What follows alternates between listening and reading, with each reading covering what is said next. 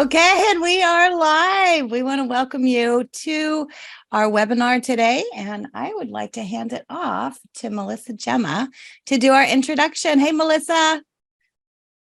Hey, how's it going? Good. I'm excited. So good morning. All right, me too.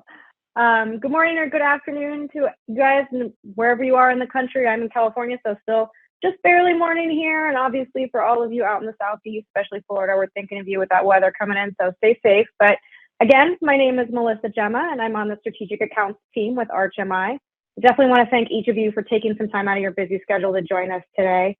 As many of you know, Arch really strives to provide the industry with some cutting edge training. Today, we're looking at ways to boost your marketing skills using AI and ChatGPT. There's so much content out there that currently covers these topics, and it's really hard to know where to spend your time and where to focus. Pair all of that with the different types of marketing we're using, social, video, email, blogging. It's really easy to see how this topic can quickly become overwhelming. Because of that, Arch felt it was a really great time to ask an expert to dive into these topics for us a bit today. I'd like to briefly introduce our featured speaker, Ginger Bell. Ginger is an 8-time best-selling author, Emmy and Telly Award-winning producer, speaker, and marketing specialist.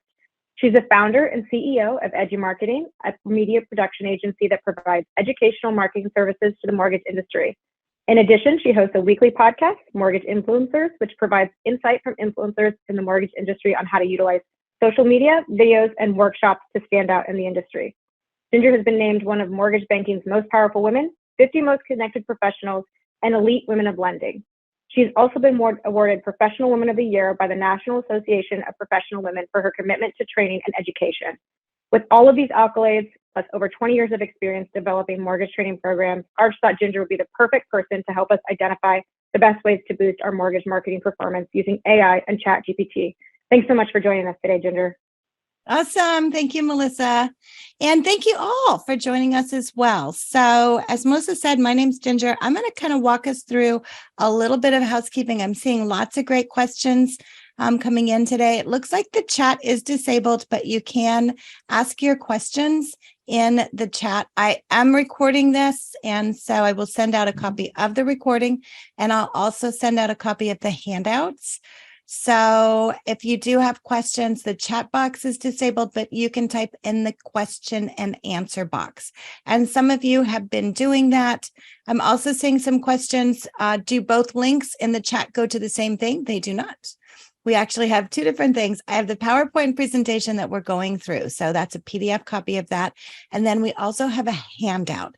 The handout is going to have a lot of what you'll be seeing that I will be showing you how to set up your chats and your questions and things like that. And that's really what we're going through today, is not just what is chat, what is AI, but we're actually going to give you real life examples and tools to be able to start implementing it in your marketing today. So if you do have questions, type them in the Q&A box. I am putting into the chat box the copies of the links. I'm going to send out a copy of the recording along with a copy of the handouts tomorrow. And then, of course, if you do have any questions as we go along, let us know. And you can type those in the Q&A. It looks like some of you are already putting that in there. And Mark, you got them. So it looks like some of you Bitly shorthand links are not supported through your work. What I would suggest, if that's the case, is to copy it and email it to yourself outside your work, or send it to your phone, because then you can access it that way. So think about doing that. Okay, what I am going to do, I'm actually going to hop off a video, Melissa. I don't know if you're going to hop off. I find it's distracting when I am showing my video and I'm showing my screen at the same time, and I'm also answering questions and doing polls. So I'm going to have you concentrate on the material that we are discussing. Is that okay with everyone? I'll hop back on the end so you can, see me then. But right now, I just want to really get into what we're focusing on. And I want to begin with a base of what is AI. And so we're here to really dive into this incredible, exciting topic. And the role of artificial intelligence, or AI, has been revolutionary in a lot of what's happening, especially in the marketing landscape. But before we explore how AI is transforming the way we approach marketing, I wanted to really take a step back and look at the journey AI has had itself and what it's taken over the years. If you know me and you've been in my training, and I've been doing training for Arch for a long time, I love having that history and that background. And so I think having an idea as far as where we came from is important. And so I'm not going to go through each of these, but really AI has been around since the 1940s, and the concept of artificial neurons was developed. And what that did is that laid the groundwork for what would eventually become the field of artificial intelligence. And then you fast forward to the late 1990s, we see monumental advancements in the areas like speech recognition and computer vision. And so these are not just the theoretical exercises, but they are practical technologies. And they have really been impacting our lives in a lot of ways that we don't even realize it. 2011, you may remember, it was a landmark year for AI in a lot of different ways. I remember IBM's Watson defeating the human champions in the show Jeopardy. Does anyone else remember that? Type in the Q&A box if you remember that event. And it was back in 2011. And so, but that was also the year that brought us voice-activated assistants like Siri and Alexa. And so those, and you're using those, how many of you are using those, one or some combination of those two AI in your business and what you're doing in your home life? And so these technologies quickly became integrated into our lives and our households. It's in a lot of ways we don't even realizing it. So making AI really a household name. Both Siri and Alexa have some interesting histories that reflect the rapid advancement in what is called voice-activated AI technology. So Siri was originally developed by a startup called Siri Inc., which was founded back in 2007. And the company aimed to create a personal assistant that could help people with tasks like booking restaurants or checking the weather. It was acquired in 2010 by our friends Apple and integrated into their technology and their iOS devices. And Siri officially launched as a feature of the iPhone 4. What number iPhone are you all on right now? I think I'm on 14.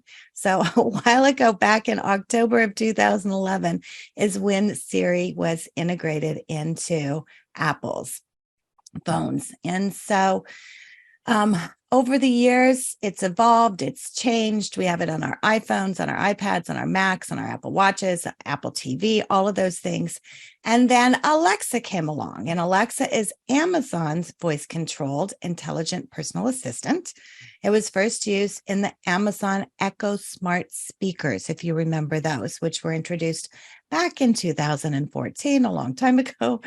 So the name Alexa, just a little bit of trivia for you, was chosen for its historical reference to the Library of Alexandria, symbolizing the vast knowledge that the assistant would provide. And so the voice of Alexa was generated using what is called neural network-based text-to-speech technology. And of course, we know Alexa and Siri can perform a lot of different tasks. It was expanded beyond Amazon's own devices, and it's now integrated into a variety of hardware from different manufacturers, cars, headphones, and even refrigerators. So both Siri and Alexa have played a significant role in bringing voice-activated technology into mainstream use. And now we fast forward to 2022, where we were introduced to ChatGPT. And how many of you are using it right now? I have some polls we're going to get into in a minute, but if you can type into the Q&A box, let me know if you're using it. So yes. Tom, I'm seeing a question. Can you see the previous slide? You have a copy of the slide, so you can go in and take a look at all of them, the history and everything. So you can go ahead and do that. So a lot of you are using it. I'm seeing a lot of you that aren't using it yet. So good. David, every single day. John, you're using it for scripts. That's great. Zach, you have a login, but you haven't started using it. Crystal, I know you're using it. That's great. Okay, so let's dive into what it is. Some of you don't know what it is. So ChatGPT, as it is known as, was created by OpenAI, which is a nonprofit research company that was founded by Elon Musk, Sam Altman, and others. It was launched on November 30th of 2022, so last year, as a free research preview. And the development of ChatGPT was based on what was at the time the GPT 3.5 language model. And so that was originally released back in June of 2022. They opened it to the public in November of 2024 or 2022. And ChatGPT is able to generate human-like text. So it's all text. It's not voice-driven as of yet, but it is text in response to a wide range of prompts and questions. It can be used for a variety of tasks, like writing creative content, translating languages, answering questions. It can even write code. There's a lot of different things that it can be used for. Since its launch, it has become a hugely popular app that is used by a wide range of people, from individuals to businesses. It's been used to create marketing materials, write blog posts, generate poetry, and it's continued to improve and evolve. So in March of 2023, OpenAI released their ChatGPT 4. So that's probably, you've heard that difference between what's the difference between 3.5 and 4. It has a much more powerful language model. It has 175 billion parameters. And so ChatGPT is now based on this new model of 4, and then it's constantly being updated and improved. It is a very powerful tool. It has potential to completely revolutionize the way that we're acting on things we're doing with computers. And it is still a relatively new product, but it has amazing potentials as far as what it can do to change the world and what we're doing. So can you use ChatGPT for free? And the short answer is yes. OpenAI has made ChatGPT free to use. However, the free tier has some limitations, including limited capabilities during peak times, and they probably won't be offering it forever. What you have the option for is to do what is their subscription model, which is $20 a month. That gets you the ChatGPT 4. It gets you faster response times, priority access to new features, improvements, and then you also get an increased API usage limits. And there's some personalization components that they have added to it recently as well. So that's what the $20 a month gets for you. ChatGPT, the 3 versus the 3.5 versus the 4. The difference is basically it is their model number. So the 4 is their most current model number. And it has the most recent technology and languaging models. So if you want to use the most current, then that's the one that you're going to be using. I want you to remember this date, though. So September 21st, ChatGPT, what it is a language model, also known as conversational AI or a chatbot. And this chatbot is trained to be informative. It's trained to be comprehensive. It is trained on a massive amount of text data, and it can communicate this data. It can generate human-like responses, all of those things. However, the content that is loaded into ChatGPT does not search the internet. And I think that's the first thing that people need to remember is the information that is in there is not current information. Why is that important? Because from what happened and where our market was back in September of 2021 and where we are today is vastly different. And so if you're using ChatGPT to create articles or blogs or video scripts or things like that, it's going to be pulling from old content. And so you want to make sure if you want it to pull from new content, you have to put that content in there. And so that's important to do. We're going to go through how to be able to do that. There is already a competitor in this space, and it is called Google Bard. And I have it on a list for you that we're going to show later. And I can tell you guys, it's changing so fast. There's new things every day. And so, staying ahead of that is definitely going to be a challenge for us for a while. But I think the most important thing to remember is the date that is the September 21st, and it's not pulling current information. So with that, I'm going to go to our very first poll and I'm going to launch that. And so on your screen, you will see our first question. And that is, which area of your marketing strategy are you most interested in improving with the help of ChatGPT? So where are you looking at using ChatGPT in your marketing? And if you don't know, that's okay.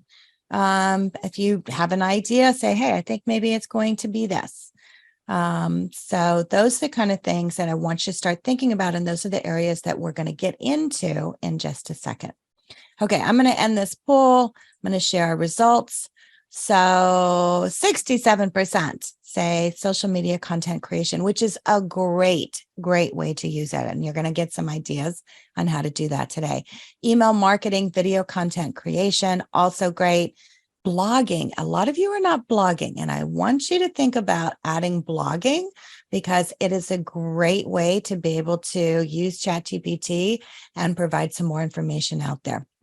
Okay, so good stuff. I'm going to stop sharing that and let's go ahead and get into getting started. So I'm not going to go through step by step how to get started on a ChatGPT. It's pretty simple. If you don't know how to find it, start at Google, type in ChatGPT, and then you decide what you're going to sign up for, if it's going to be the free version or the paid version.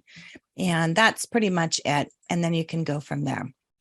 Here are some of the things that you can use ChatGPT for. And so it can be used for putting together compelling and persuasive ad copy, different things as far as emails. So as for correspondence, marketing emails, you can generate engaging email content from cold call to customer engagement ideas.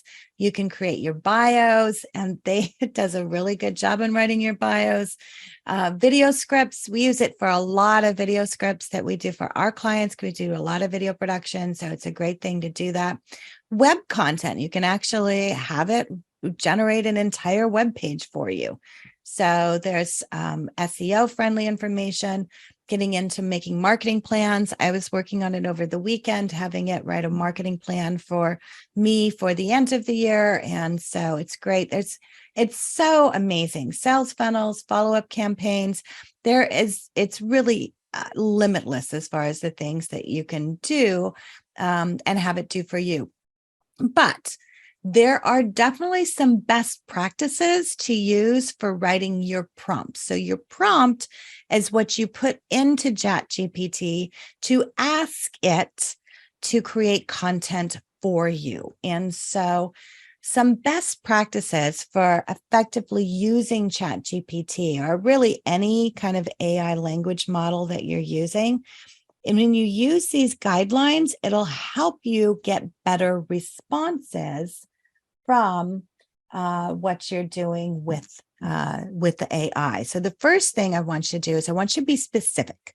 And that's the first rule of thumb, is to reduce any kind of ambiguity. You want to make sure that you state your requirements very clearly.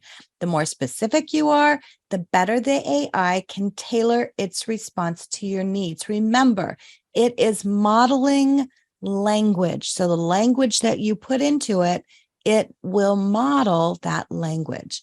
The second thing is use step-by-step instruction. So if you have a complex query that you're asking for, break it down into smaller parts. This makes it easier for the AI to understand and address each component for your request.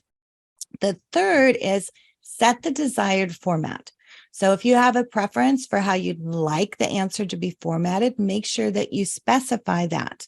Whether you want bullet points, whether you want a numbered list, whether you want a prose, whether you want stating, whatever that format is, it's important for it to know and you to state how you want that information back. Other thing is ask for sources. If you're looking for information that needs to be backed by credible sources, don't hesitate to ask for those sources. However, you want to make sure to double check for dead links or for outdated information, because remember, that information that's been loaded in there is not current information. And so you want to think about what you're using, and you can input links if you want to input links that will help it as well. The next thing is limit the response length. So if you're looking for a concise answer, specify the length that you desire, like in one paragraph or in 100 words or in 700 words. It helps to be able to have the output that you want. The next thing is refine and experiment. Don't hesitate to refine your prompts or try different phrases. Ask it in a different way. It takes practice to use it effectively. And then finally, roles and tones. You want to remember that ChatGPT can adapt to various roles and tones. Whether you need a formal business report, a casual blog post, you can specify the tone that you are aiming for, which takes us to our next poll question that I want to ask. And that is, I'm going to launch this again, because a lot of you said the number one thing you want to use chat for is to use it in social media. So what are some of the challenges you're currently facing in your social media? And how do you think you can use that?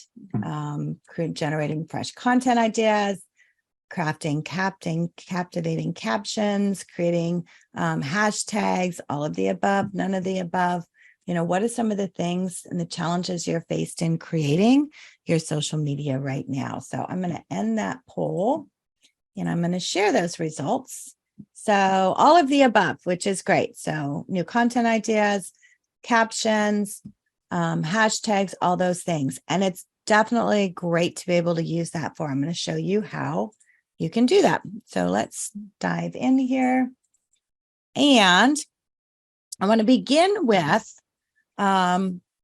giving you an idea as far as a bad prompt. And, I did this too. I've been using AI for a long time. We've used Jasper in our business for probably the last 2 or 3 years. And we use other AI disciplines and apps in our business. So I've become used to how to be a better asker. But some of us, when we get started, we just put in a prompt, and this is an example, create a post about productivity. But as an AI, ChatGPT will always perform better with context. And so when you put this general prompt in there, it's going to give you something back, but it may not be what you want.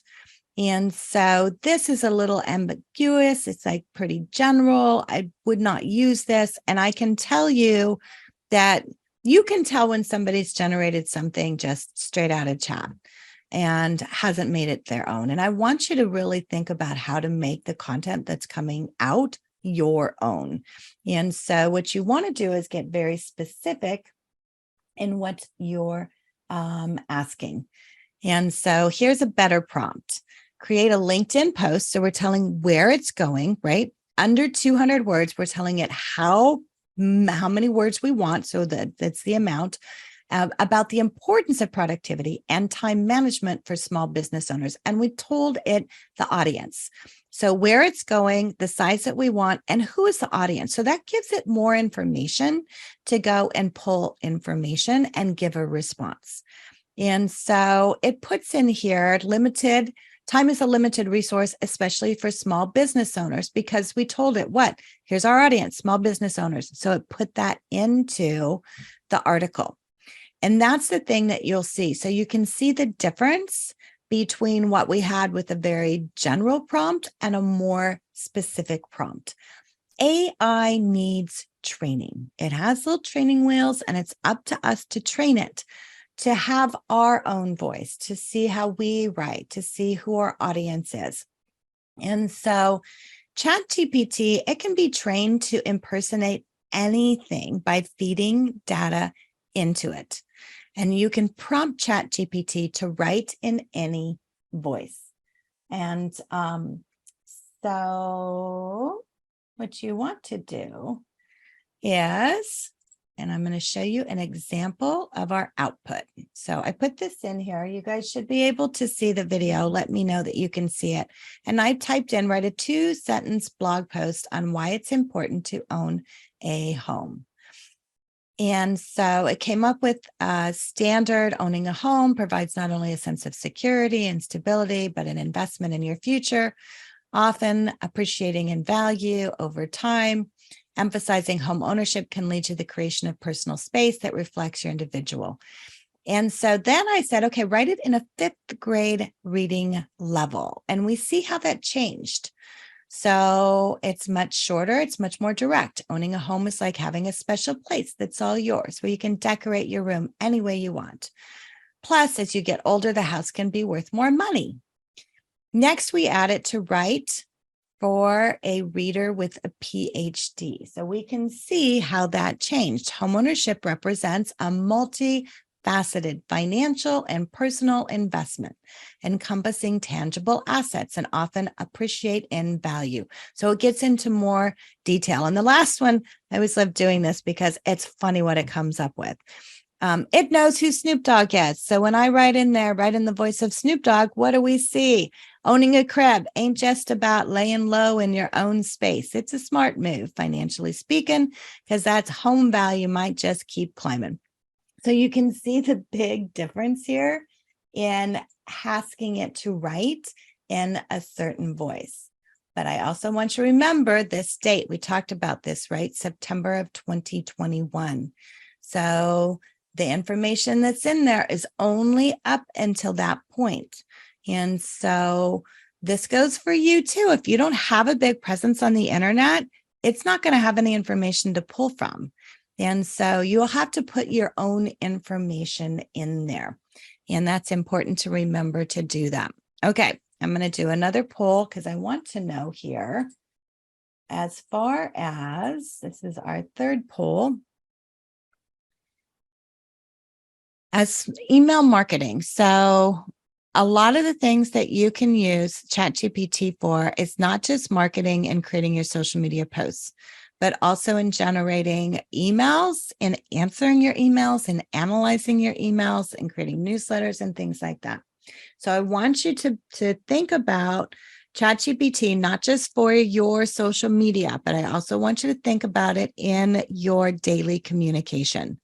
And so which aspect of email marketing do you find most challenging?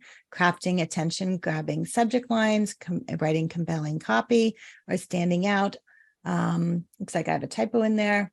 ChatGPT didn't obviously generate that. So I'm going to end the poll and we'll share this real quick.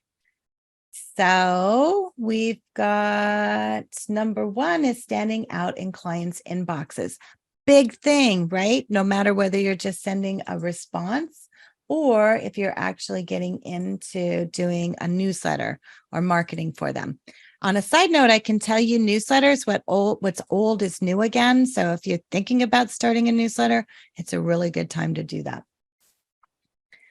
Okay. And I'm seeing, so Chris is asking, what's the significance of September of 2021? So currently the data in ChatGPT only goes up to 2021. So this is not connected to the internet. Chat is not Google. And so Chat may not know you. Chat may not have any idea who you are, or how you write, or what your style is. It knew Snoop Dogg, right, when I put that in there. But the significance of the date of September of 2021 is that's when the information that went in there to create this language modeling stops. Now, they do update it. I don't know how much they're pulling that's going to be new. So I just want you to remember this. And so What you want to do is to train your ChatGPT to produce content in your voice based on you, on your modeling. Remember, this is a language model. It's an AI language model. That's what ChatGPT is. It is not Google. It doesn't search the internet. It's not going to provide you with those kind of results. It will create information based on the information that you give it. And so it's important that you recognize and you allow yourself to train this to produce content in your own unique voice. And so this is particularly useful for personal branding, for content creation, for maintaining a consistent tone across your various platforms. So how can you go about it? So these are the ways that you can do this. You can put in transcripts from your videos. So if you've created video content, you can use the transcript as training data. This allows the AI to understand your speaking style, your choice of words, and even the nuances that make your voice unique. Software like Descript can make this transcription process easier for you by just uploading it in there. It gives you the script, and then you can put that into chat. You can get transcripts from voice memos, same kind of thing, so similar kind of thing. This is useful for capturing your spontaneous thoughts and conversational tone. And that's really it. It's finding out, what is your conversation? How do you speak? Because you want it to be in your voice. You don't want it to look like it came out of ChatGPT. You can put emails that you have written, and so put that in there. And so you can take blog posts or articles that you've written. If you've, those are great and useful tools for training the AI. This content also reflects your in-depth thoughts, expertise, and unique writing style. So by feeding these types of data into ChatGPT, you can essentially teach it to mimic your voice. And this opens up a world of possibilities for automating content creation while still maintaining a personal touch. And you need to remember that tools like Descript can help you easily transcribe your videos, your podcasts. That makes training process even more convenient. And so those are the different things that you can do. You also always want to remember to consult compliance, consult your legal department prior to inputting company data into public databases. This is a public database, which means no non-public information. So don't put your borrower's information in there. You also need to know that employees' voice may be considered personally identifiable information.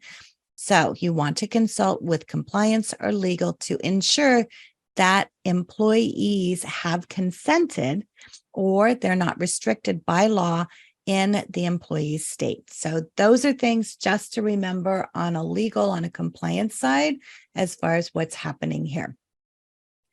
So it's all in how you ask it. That's the key. It is like the genie in the bottle. And it'll do a lot of things for you, but you have to be really good at asking. And, you think about if somebody gives you a magic lamp and you're going to ask, you want to be pretty darn specific about what you're asking for, because otherwise you may end up with something pretty general. And it's the same thing with how we're going to ask ChatGPT. And so, and I'm seeing lots of questions. How do you feed this information into ChatGPT so it gets to know you? Great question, Crystal. That's why we're doing the training. So we're going to get into that. So how you feed it in is step one. You must first tell ChatGPT what to do. And so here's an example. So when you get into ChatGPT, and you're going to see a video, and so what you're going to see in the video is the place where you write the prompt in, and then what it gives it back to you. And so this is an example that we're putting in there. Please compose a series tailored for my sales and marketing campaigns. mimicking my writing style to maintain consistency. I'll provide you with transcripts to familiarize yourself with the preferred approach. Is that clear? I always like to ask, is that clear? Because it's modeling. And so you're asking it questions. It will tell you if it understands it. It'll tell you if you need more information. So what does that look like? When we put that prompt in here, and all you're doing, I'm seeing questions, how do you feed into ChatGPT? You just send it a message. So right where you see send it a message, you just type it in there and then it spits it out. And so I put the prompt in here. You can see it responds, yes, certainly. Please provide the transcripts or a summary of your preferred approach, and I'll be happy to compose the content for your sales and marketing campaigns in your writing style. So it understands what I have asked it. So the next thing is step 2, which is analyze the transcripts. So you must tell ChatGPT that you only want it to analyze the transcripts. We're teaching it how to do what? Write in your style. You have not entered any of your transcripts yet. So this example is that we're going to put into ChatGPT. I don't wish for you to produce any marketing materials at this time. What I need from you is an analysis of the transcript. Afterwards, demonstrate your understanding by crafting a 100-word paragraph describing the subject of the transcript while using my voice in your writing. Is that clear? So we're being very specific about what we want. We want them to analyze it. We want to give an example of that they do understand it, and we want it in there in our voice. So now we put that in there, and it answers back. Certainly, I understand your request. However, as I'm unable to view the actual transcripts through the text-based interface, please provide me with the details or content you'd like analyzed. Once you do that, I'll proceed with the analysis and attempt to emulate your voice in summarizing the subject. And then it gets into, can you provide any specific nuances or stylistic elements that characterize your voice? That would be helpful as well. So it's asking for additional information, right? Step 3 then is to give it that information. And so you're going to copy your transcript. So once it has responded, you'll paste your transcripts and then sit back and watch. So ChatGPT has a limit of how much text you can paste in. Usually the maximum is around 10 to 12 minutes of video transcripts. And so you're going to put that in there, and I'll show you what that looks like. I'm going to look at some of the questions that you're typing in.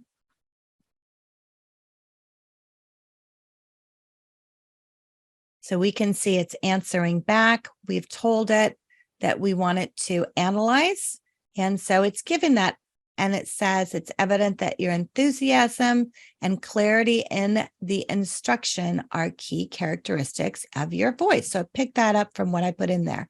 Now allow me to create the 100-word paragraph attempting to use your voice. And so it does that. Hey there. If you're looking to leverage the incredible power of ChatGPT for crafting video scripts, particularly in the mortgage or real estate sectors, then you're in the right place. And so it took my videos, what I do for creating, and I had put in a video there I had created on how to use ChatGPT, and it created content using my voice. So it it's much lighter, it's much more conversational, and that's how you can get your voice and ChatGPT to use your voice. Step 4 is, and I know I see we've got a couple questions here, in refining your voice. So if I ask, is it clear? And it'll say, no, it's not clear. Then what you do is you go in and refine and you ask again. And so you can ask it, what did you not understand? In this example, I want it to be more clear as far as refining my voice. If it doesn't sound like you, then you can say, hey, that's close. It still doesn't sound like me. I'm going to include some additional transcripts and give me a 50-word paragraph summarizing the transcript as me. Here's the transcript. You're going to paste that in there. And then reminding it, remember, you are writing in my voice. Do you understand? So as a pro tip, over time, you'll be able to teach ChatGPT to sound just like you. It can take a little bit of time, but it's worth it to have content written in your voice. Now, you have to remind it. And so how you save this, as I'm seeing questions, do you have to teach your voice every time, or does it remember it as part of your profile? So ChatGPT has added a new segment because it is new, honestly, within the last, I think, week and a half. I did not have time to add it to this presentation because we have some things we have to get through, but we will, I'm sure, be having follow-up, and I'll be creating additional content on how to do that. But yes, ChatGPT has now added a segment where you can go in and you can put your information in there. And so you can teach it how to do this, and you can teach it how to write in your voice, and then you can save it as part of your profile. And for now, what I do is I actually take this example and I have it create my voice, and then I will put that in there. But the idea is to begin teaching it and then use that when you are asking it each time. And so every time you put in, hey, I want you to do this, it will start an entire log. And I'll show you what that looks like because we're going to go from one to the next. So I've asked it to refine my voice a little bit. And so we put the transcripts in there. Here we're going to see the output so you can see what that looks like. And now it's giving me a much more bulleted response. Here's the process, which was more in line with what I gave it when it was written. And so now it's beginning to really understand my voice and how I write. I'm a teacher, I'm a trainer, I write, I like shorter things as far as processes. So it picked up on that. And those are the things that you can do as far as teaching it how to write in your voice. The next thing I want to have you think about is your advanced prompts. So you can do advanced prompts in it to have it do SEO blog posts, video scripts, social media posts, emails and text campaigns, biographies, event descriptions. And here is some of what that could look like. So SEO optimized, I asked it to craft a 500-word blog post adopting Google's recommended guidelines for enhanced readability and SEO optimization, and emphasizing the significance of home ownership. I've got the target audience in there is home buyers who are currently renting. The goal is to underscore the benefits of stabilizing housing expenses and actively participating in a vibrant community. I want it to maintain an informative and hopeful tone while ensuring the writing remains at an 8th grade reading level. Keep in mind that you should be writing in a manner similar to my style. So I just set up my style in it, and we're keeping on the same string so it knows how I'm writing. And I ask it, is it clear? So it's going to answer on that.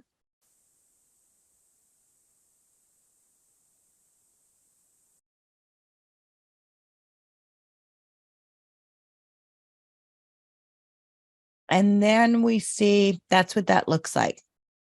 I'm going to start it over again. There it goes. So it's typing out everything on that blog post. It's included the conclusion. It's included the information. It has the audience. So all you have to do now is to take and copy and paste that in there. The next thing I'm going to talk about is a video script. And so you can, along the same, so remember we taught it to write in our voice. We've asked it to do the SEO, and now I'm going to ask it, okay, you've written this blog post, you know my voice, we're continuing on. Could you kindly create a 10-minute video script based on the content of this blog post? So it just gave me the blog post, right? So now I'm asking it, hey, write a video script. I'm going to use a teleprompter app to do the video recording. And it's important for you to write the script in a style that reflects my voice. Do you have a clear understanding of the task? And so now it's going to get into that. and it has everything in there. So it is writing out a script. Now it has the script in there, and it has the conclusion. It has the segments in there. It has everything in there for that script. Now we want to take it, we want to expand, and I want it to write a social media post. So we started with identifying our voice. It knows our voice. We asked it to write a blog article. We asked it to write a video script. And now with all of the same content, we're asking it to write a social media post. And so you type this into ChatGPT. Can you please compose a social media post for my personal LinkedIn page directed towards my professional connections? The post should be centered around the blog post we recently created, and I'd like you to include a call to action that encourages the reader to click on the link provided to read the full post. Adding some emojis and a direct link to the original post would be great as well. Please remember to write in a style that reflects my voice. Do you have a clear understanding of the request? And so we put all that in there, type it in there, and now chat's going to come back and it says, absolutely, I understand the request, and here you go. And so it has everything in there, including the emojis. It has the link, any additional instructions. One of the things when you're copying and pasting this, make sure to not include when you're pasting it onto social media end of post and the note as far as the direct link. So make sure you're reading what you're posting. That's very important. Okay, the next prompt I'm going to show you is a series of emails. And so this is the request, the subject request for homeownership email series. And so we typed in, hi, ChatGPT, hope you're doing well. Now, I like being really nice to my ChatGPT just because, why not? I don't know if it has feelings, but it may develop feelings in the future. So I'm going to be nice to mine. I say please and thank you. And just so I have an exciting project in mind, would like your assistance in creating a series of marketing emails focused on home ownership. And I tell it the objective. The goal of this email series is to provide valuable information and insights to our database of potential home buyers, guiding them through the process of homeownership and establishing our company as a reliable source for their real estate needs. And I put together an outline, what I want in the email series. The first thing I want to introduce them to homeownership, then financial readiness, then finding the perfect home, then making an offer, then closing the process, then settling in, then owning with confidence. And then I tell it needs to be engaging. And I tell it I wanted about 300 to 500 words per email. Is that clear? Okay. So here it's going to go in and it's going to start creating that content. And we have email 1, and it gives us the subject line, introduction to homeownership, building homes together. And then it gives everything in there. It includes the call to action, and it keeps going on and on and on. So I've asked it to ask a series of the emails. Now, if it's not the content you want, you can go back and revise it, tell it, hey, I want you to expand on this part. Just the interaction that you can go back and forth on this is absolutely amazing. But the fact that it can write that is a game changer for you to be able to come up with this in a very short period of time. Honestly, it's not even a minute. And you have this content back, and it's written in your voice. So how you would write it. It's not too professional. It's a little more friendly, whatever that is that you want. Now you've trained it to do that. The next example I'm going to show you is how to summarize a long email. So you can take your emails and put it in there. So in this prompt, I put in, could you read the email and provide a bulleted summary of its main points along with expected response the sender is looking for? Let me know if you understand the task. This is huge to be able to put your emails in here and have it give this kind of a response. And I love how it does this. I do this with a lot of mine, especially if they're long emails. Just say, okay, tell me what I need to know about this. It gives a bulleted response, and then it gives you the expected response. I love this. The sender is likely looking for a detailed response that outlines the potential price range that homes that you could afford, an estimated monthly payment, additional down payment requirements, things like that. And so then you can say, okay, hey, do you mind replying to this email on my behalf? And so you can put that in there. You put the email, remember to write in the way that reflects my voice, right? So we've got that. And chat, I tell you what, it's like having a Mrs. Higgins. I'm going to date myself. If you remember Mrs. Higgins, you can type into the Q&A because that's truly what it's like. It's like having someone to be able to go in and respond to your emails and everything. That's why I want you guys to think about doing the email, because it's absolutely amazing what you can do. Yes, Nicole, Carol Burnett, we all love her. So think about that on what you can do to have it respond to your emails as well. Okay, next example, biography. You guys need bios. I look at your social medias all the time and you all need bios. So use it to write a short and engaging biography about me, include details about my background, achievements, things like that. Feel free to add a touch of creativity to make it interesting and captivating. And then I just said, hey, I want to see what you come up with.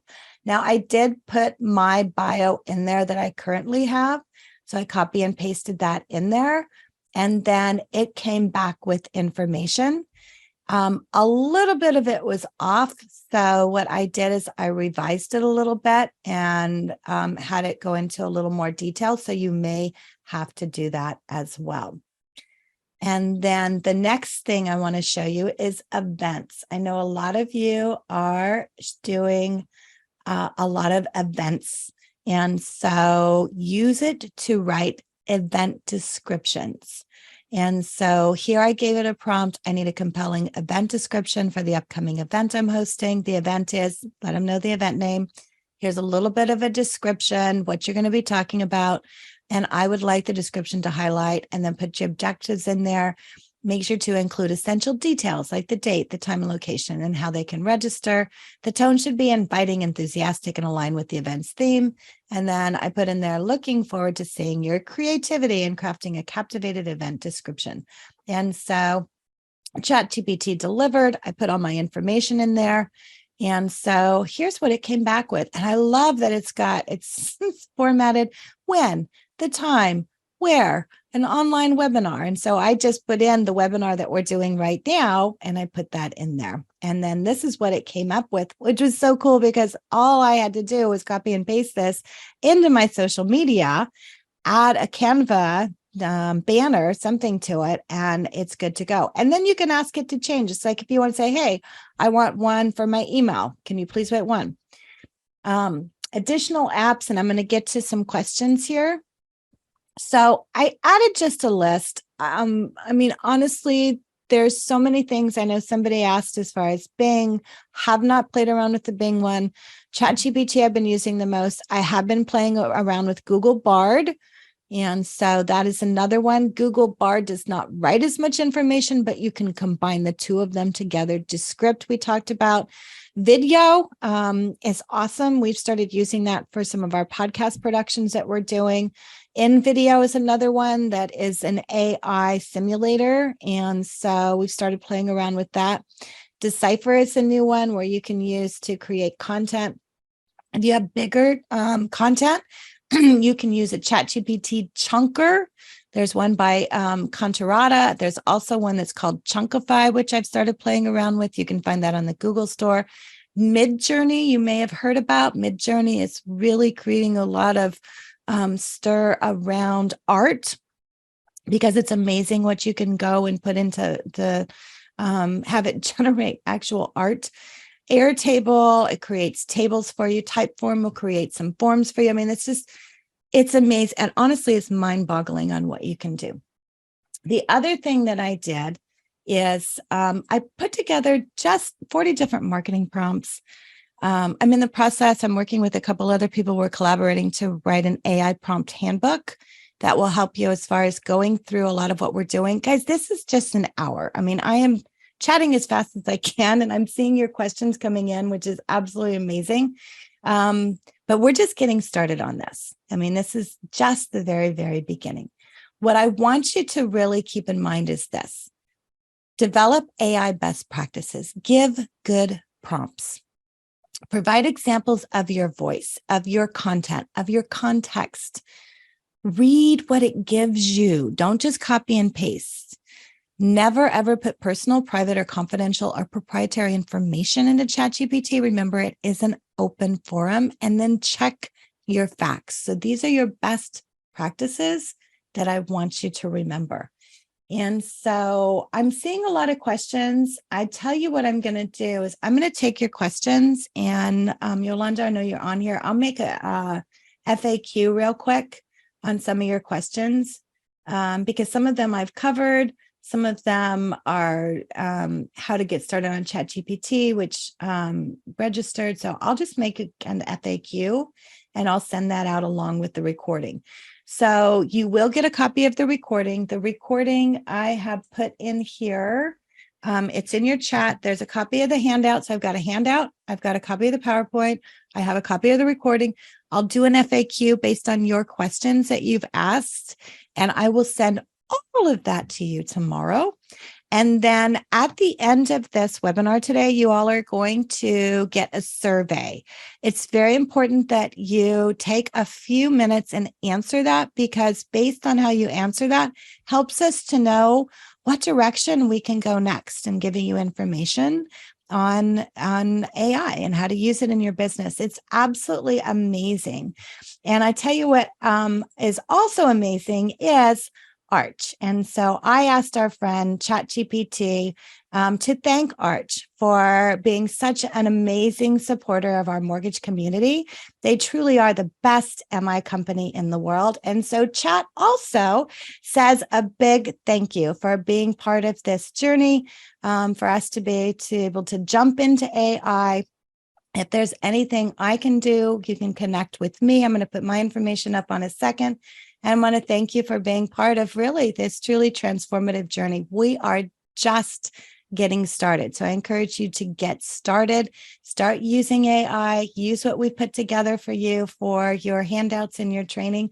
And of course, thank you. And I'm going to have Melissa come back on and go ahead and close us out. Melissa, are you there? I am. Yeah. Thank you so much for that, Ginger. That was spectacular. That is so much great information. I really enjoyed the best practices and the writing prompts and figuring out how to teach ChatGPT how to write in my voice. I know that's going to be a project, but I feel like I'm much better equipped to handle it now. So I'll definitely use a lot of these tips for myself. Thank you for all the information, and we appreciate you sharing your knowledge. For those of you on the call who joined us today, if you're interested in more educational content, please visit our website. As a value add for the industry, Arch regularly hosts trainings, provides housing policy updates, writes quarterly housing and mortgage market reviews, and definitely a lot more. Please check out the handout that Ginger provided. I took a look at that, and it's very detailed, and I think it'll give you a lot of great reminders on what she discussed today. But as she mentioned, if you have questions on the topic, don't hesitate to reach out. If you have ideas for future trainings, definitely finish that survey that she's going to send out, or reach out to us again. We'd love to hear from you guys. Thanks to all of you for joining the call. Thank you again to Ginger, and we look forward to seeing everybody at the next event. Have a great day. Awesome. Thanks, Melissa. Bye-bye.